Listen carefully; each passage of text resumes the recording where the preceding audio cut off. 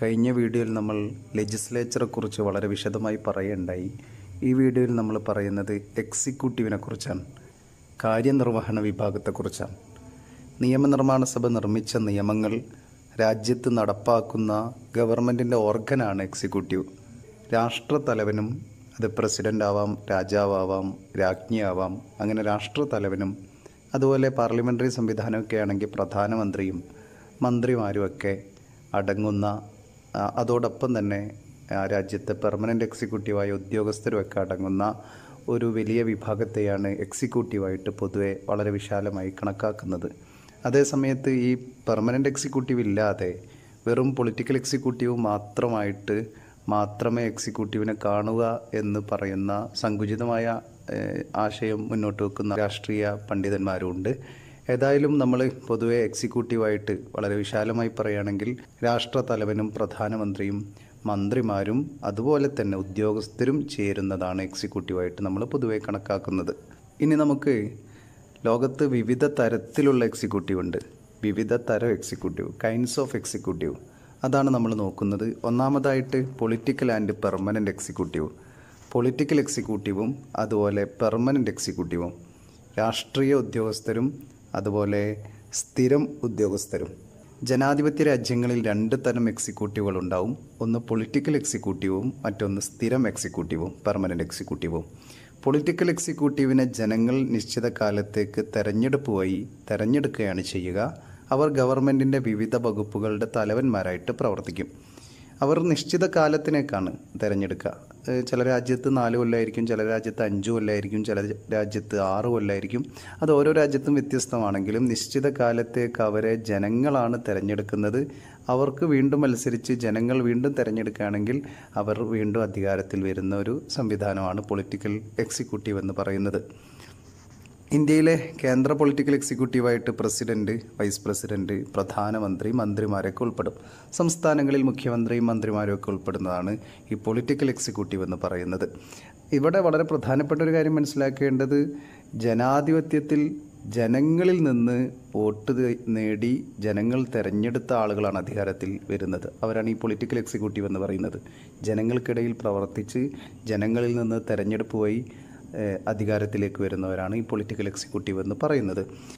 ഇന്ത്യയിലൊരു പ്രത്യേകത, ഇന്ത്യ ഒരു പാർലമെൻ്ററി ജനാധിപത്യമാണ് മുന്നോട്ട് വെക്കുന്നത് കൊണ്ട് തന്നെ പാർലമെൻറ്റിൽ ജനങ്ങളുടെ സഭയായ ലോക്സഭയുടെ വിശ്വാസം ഉള്ളിടത്തോളം കാലം മാത്രമേ ഇന്ത്യൻ ഗവൺമെൻറ് എന്ന് പറയുന്നത്, അതിൻ്റെ തലവൻ പ്രധാനമന്ത്രിയാണ്, അതുപോലെ മന്ത്രിമാരുമാണ്.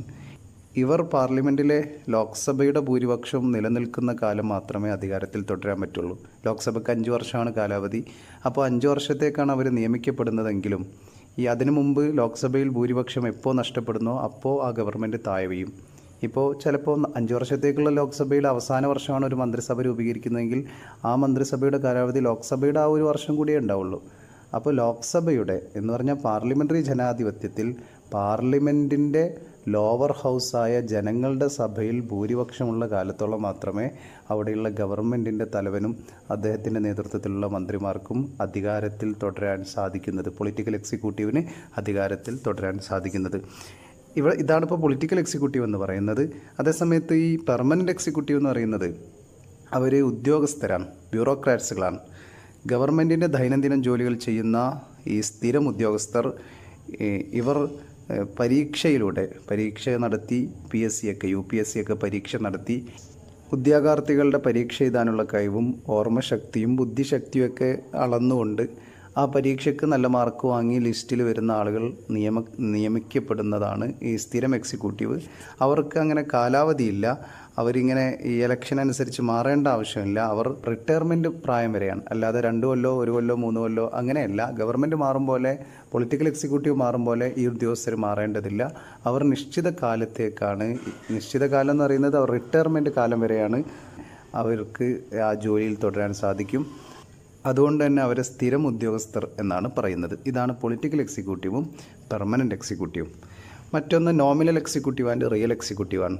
ചില രാജ്യങ്ങളിൽ രാഷ്ട്രത്തലവനും സർക്കാരിൻ്റെ തലവനും, head of the government and head of the state, ഇങ്ങനെ ഇവ തമ്മിലുള്ള വ്യത്യാസം ഉണ്ടാവും.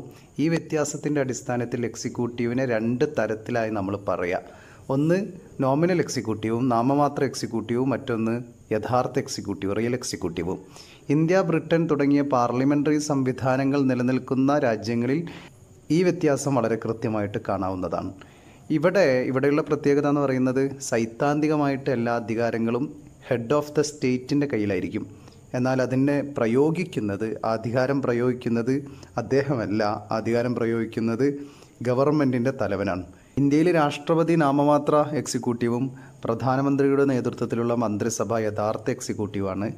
ഇന്ത്യയിൽ സൈദ്ധാന്തികമായിട്ട് പ്രസിഡന്റിനാണ് എല്ലാ അധികാരവും നിലനിൽക്കുന്നത്. എല്ലാ അധികാരവും കുടികൊള്ളുന്നത് പ്രസിഡന്റിലാണ്. എല്ലാ അധികാരവും അദ്ദേഹത്തിൻ്റെ പേരിലാണുള്ളത്. പക്ഷേ യഥാർത്ഥത്തിൽ ഈ അധികാരങ്ങളെല്ലാം പ്രയോഗിക്കുന്നത് പ്രധാനമന്ത്രിയാണ്. അദ്ദേഹത്തെയാണ് ജനങ്ങൾ നേരിട്ട് വോട്ട് ചെയ്ത് ലോക്സഭയിൽ ഭൂരിപക്ഷത്തോടുകൂടി തിരഞ്ഞെടുക്കുന്നത്.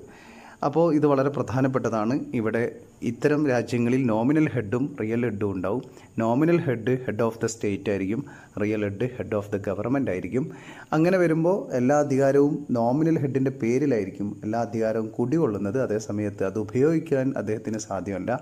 അത് ഉപയോഗിക്കുന്നത് ഹെഡ് ഓഫ് ദ ഗവൺമെൻറ് ആയിരിക്കും. ഇത് നമ്മൾ മനസ്സിലാക്കുക. മറ്റൊന്ന് സിംഗിൾ ആൻഡ് പ്ലൂറൽ എക്സിക്യൂട്ടീവാണ്. അധികാരം കൈകാര്യം ചെയ്യുന്നതിൻ്റെ അടിസ്ഥാനത്തിൽ എക്സിക്യൂട്ടീവ് 2 തരത്തിലുണ്ടാവും: ഏക എക്സിക്യൂട്ടീവും ബഹു എക്സിക്യൂട്ടീവും. ഏക എക്സിക്യൂട്ടീവ് എന്ന് പറയുന്നത്, സിംഗിൾ എക്സിക്യൂട്ടീവ് എന്ന് പറയുന്നത്, ആത്യന്തികമായിട്ട് അധികാരം ഒരു വ്യക്തിയുടെ കൈകളിലാണ് നിലനിൽക്കുന്നതെങ്കിൽ അതിനെയാണ് സിംഗിൾ എക്സിക്യൂട്ടീവ് എന്ന് പറയുന്നത്. ഈ വ്യക്തി മറ്റുള്ളവരുമായി അധികാരങ്ങൾ ഒരിക്കലും പങ്കിടുന്നില്ല. അദ്ദേഹത്തിന് താല്പര്യമുണ്ടെങ്കിൽ ചില ആളുകളെ തന്നെ സഹായിക്കാൻ ഏൽപ്പിക്കുക എന്നല്ലാതെ അധികാരം മുഴുവനും അയാളുടെ കയ്യിലായിരിക്കും. ഇപ്പോൾ അമേരിക്കൻ പ്രസിഡന്റ് അതിൻ്റെ ഉദാഹരണമാണ്. അമേരിക്കയിലെ ഹെഡ് ഓഫ് ദ ഗവൺമെൻറ്റും ഹെഡ് ഓഫ് ദ സ്റ്റേറ്റും അമേരിക്കൻ പ്രസിഡൻ്റാണ്. അതുകൊണ്ട് തന്നെ അദ്ദേഹത്തിനാണ് എല്ലാ അധികാരവും അദ്ദേഹത്തിൻ്റെ കയ്യിലാണ്. അദ്ദേഹം നിയമിക്കുന്ന ആളുകളാണ് പിന്നീട് അധികാരത്തിൽ അദ്ദേഹത്തെ സഹായിക്കാൻ വരുന്നത്. അവരെ പുറത്താക്കാനൊക്കെ അദ്ദേഹത്തിന് അധികാരമുണ്ട്. എല്ലാ അധികാരവും അദ്ദേഹത്തിൻ്റെ കയ്യിലാണ്. അങ്ങനെ ഒരു വ്യക്തിയിൽ അധികാരത്തിൻ്റെ സർവാധികാരം വരുന്നതിനെയാണ് സിംഗിൾ എക്സിക്യൂട്ടീവ് എന്ന് പറയുന്നത്. അതേസമയത്ത് പ്ലൂറൽ എക്സിക്യൂട്ടീവ് എന്ന് പറയുന്നത് എക്സിക്യൂട്ടീവ് അധികാരം ഒരു വ്യക്തിയുടെ കൈകളിലല്ല, ഒരു കൂട്ടം വ്യക്തികളുടെ കൈകളിലായിട്ട് തുല്യമായിട്ട് വിഭജിച്ചിരിക്കുന്നതിനെയാണ് ഈ ബഹു എക്സിക്യൂട്ടീവ്, പ്ലൂറൽ എക്സിക്യൂട്ടീവ് എന്ന് പറയുന്നത്. ഇപ്പോൾ സ്വിറ്റ്സർലാൻഡിലെ ഫെഡറൽ കൗൺസിൽ ഒരു ബഹു എക്സിക്യൂട്ടീവിൻ്റെ ഉദാഹരണമാണ്. ഇവിടെ ഫെഡറൽ കൗൺസിലിൽ 7 കൗൺസിലർമാരാണുള്ളത്, 7 കൗൺസിലേഴ്സ്. ഇവർക്കെല്ലാവർക്കും അധികാരത്തിൻ്റെ കാര്യത്തിൽ തുല്യമായ അധികാരമാണുള്ളത്. ഇവിടെ 7 വർഷമാണ് ആ പ്ലൂറൽ എക്സിക്യൂട്ടീവിന് അധികാരം ഉണ്ടാവുക. ഓരോ വർഷവും അതിൽ ഒരാൾ അതിൻ്റെ ചെയർമാനായിരിക്കും. ഫെഡറൽ കൗൺസിലിൻ്റെ ചെയർമാനായിരിക്കും. അദ്ദേഹത്തെയാണ് ഫെഡറേഷൻ്റെ പ്രസിഡൻറ്റ് പദവിയായി അദ്ദേഹത്തിനാണ് നൽകുക. അപ്പോൾ ഓരോ കൊല്ലം ഒരാളായിരിക്കും.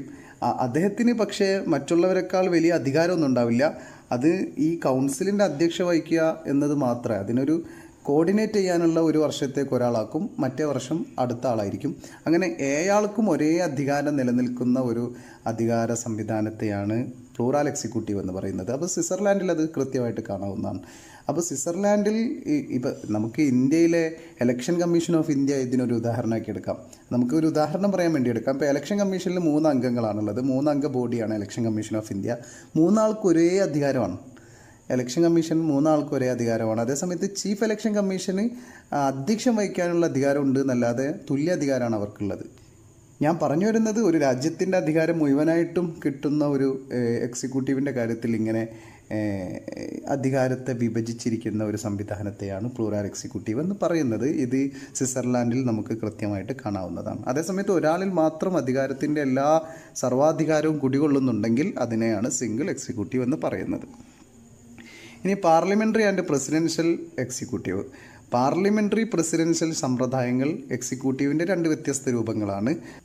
പാർലമെൻ്ററി എക്സിക്യൂട്ടീവിൽ പാർലമെൻറ്റിൻ്റെ ജനങ്ങളുടെ സഭയിൽ ഭൂരിപക്ഷമുള്ള പാർട്ടിയോ മുന്നണിയോ ആണ് രാജ്യത്തെ പൊളിറ്റിക്കൽ എക്സിക്യൂട്ടീവിനെ രൂപീകരിക്കുന്നത്.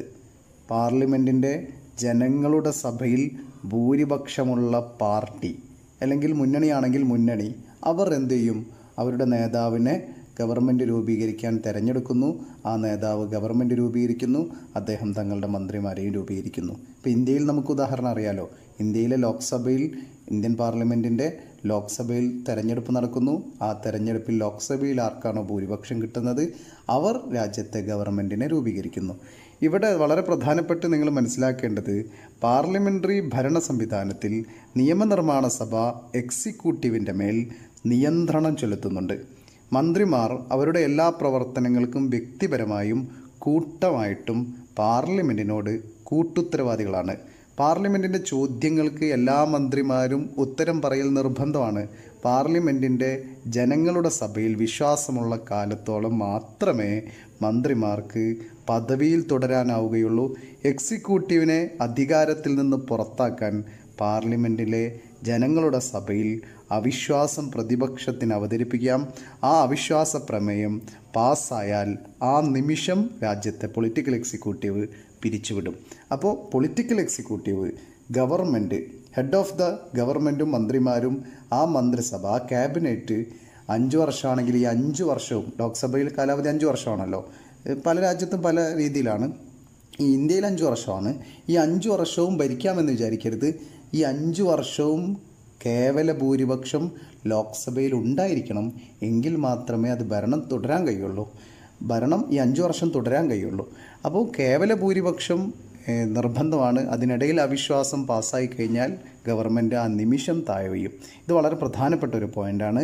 പാർലമെൻ്ററി എക്സിക്യൂട്ടീവിൻ്റെ ഒരു പ്രത്യേകത അങ്ങനെയാണ്. പാർലമെൻറ്റിലെ ജനങ്ങളുടെ സഭയാണ് അതിനെ രൂപീകരിക്കുന്നതും അതിനെ പിരിച്ചുവിടുന്നതൊക്കെ ഈ ജനങ്ങളുടെ സഭയുടെ വിശ്വാസത്തിൻ്റെ അടിസ്ഥാനത്തിലാണ്. പാർലമെൻ്ററി ജനാധിപത്യത്തിൽ അവിടെയുള്ള മന്ത്രിമാരും പ്രധാനമന്ത്രിയും ഒക്കെ പാർലമെൻറ്റിലെ എല്ലാ ചോദ്യങ്ങൾക്കും ഉത്തരം പറയൽ നിർബന്ധമാണ്. തങ്ങളുടെ വകുപ്പുകളെക്കുറിച്ചുള്ള പ്രതിപക്ഷത്തിൻ്റെ ചോദ്യങ്ങൾക്ക്, ഭരണപക്ഷത്തിലെ അംഗങ്ങളുടെയും ചോദ്യങ്ങൾക്ക് ആ വകുപ്പിൻ്റെ തലവന്മാരായ മന്ത്രിമാർ, പ്രധാനമന്ത്രി അടക്കം മറുപടി പറയൽ നിർബന്ധമാണ്.